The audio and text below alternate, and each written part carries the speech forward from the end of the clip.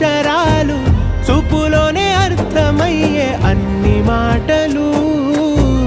ముందు లేని ఆనవాలు, లేనిపోని కారణాలు, కొత్త కొత్త ఓనమాలు, ఎన్ని మాయలు.